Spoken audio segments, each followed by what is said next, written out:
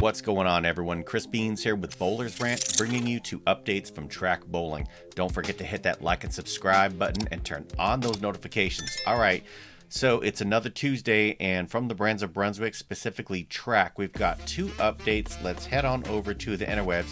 Got some more HK20 news heading your way. Looking at these two ones, we've got the KINETIC COBALT and the Tundra Fire. So let's jump into the KINETIC, because the KINETIC line is very, very popular amongst a lot of people. A lot of track fans are going to be really excited to see yet another KINETIC to the line, this time with HK22, with their base cover with the QR7 additive package. Now, I think the last KINETIC we had was a pearl, and it was shiny. This one is coming in at 4,000 finish, right? So that's interesting. I don't know if we've seen something like this for quite some time.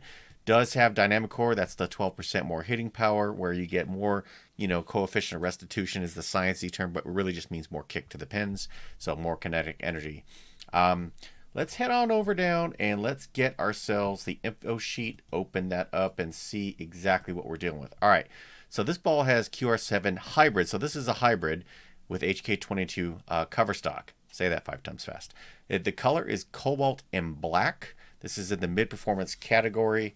And it's the shuttle core, all right? So it's got dynamic core. That's all good. It's saying length was strong back end, but we're going to talk about that in a sec, because track did release the video, and I don't know that I'm seeing crazy amount of length. To me, it's like more of a mid lane with a flip on the back. The finish is 500, 1500, 4000 C Aero micropad, and it is a hybrid. The number's at 15 pounds, 2.48 RG with a .040 differential, 0.006 asymmetric differential. So this is like, I guess you say, barely asymmetric. I don't even know why they call it asymmetric. I thought if it had to be .008 or higher to be considered true asymmetric, but I don't know. Whatever.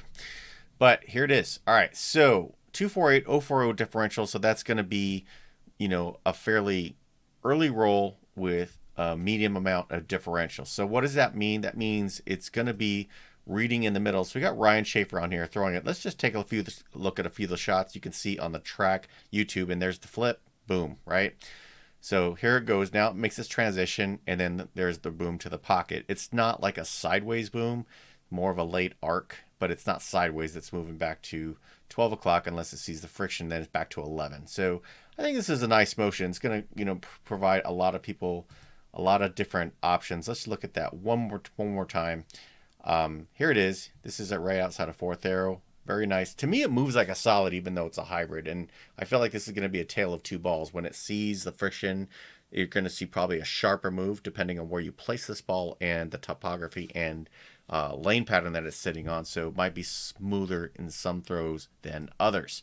So far, looking great. All right, next up, let's talk about the Tundra Fire. This is actually the one of the two that I'm more excited about.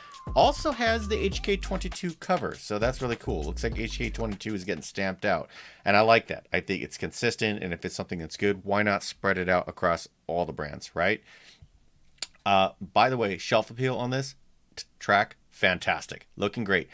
Although, I'm not going to lie, we just saw the IQ Ruby, and now we've got another red ball in the symmetrical pearl arena, so does happen from time to time. I don't know if they just both happen to have a symmetrical red pearl in the works, and both happen to get announced pretty close, so who knows. But let's get down to the spec sheet, and the reason I like to do that is sometimes websites have errors, but usually the spec sheet's where it's at. So this ball has the DR5 pearl, HK22 cover stock, the color maroon. Okay, so it's not ruby like the other one, it's maroon. I'm colorblind, so I am a maroon, but I digress. So it is a pearl. The finish 500, 1000, 1500 C Aero micropad with crown factory compound. Has the says track symmetric core, whatever that means. Looks like a light bulb core, so that's cool. Dynamic core has the 12% more hitting power. This is for medium to light oil. Now the numbers on this one's very, very interesting. Okay, 2.561 RG with an 030 differential at 15 pounds. So I love low differential balls. Okay. Give me an IQ. Give me, I even used to like the Rhinos, right? I was a big fan of the Rhinos. Give me a Hammer Raw. Give me, Hustle Link, any Hustle Camo, any of these guys, any of these 030 or 024, 029 differential balls, right up my alley, because I feel like this is very usable power. Now, what's real interesting is this is high RG, 256. That is high RG. That is not low RG like some of these other balls out there where they got low differential. But it's all about really matching up the core and the chemistry. So what kind of motion do we expect here? Well, there's no video out for this yet.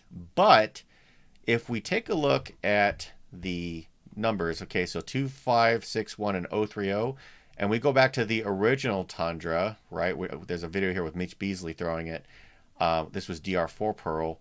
This was 257 and 029, so it's really, really close, right? And I think this is pretty much the same core. This is track symmetrical core, so it's not really a light bulb core. It just looks like it, but if you minus that top part. But go back here, it looks like it's the same core, right from the part spin. And that's not a dig by anybody means. There is a video out here of Mitch Beasley throwing the previous Tundra. Let's take a look.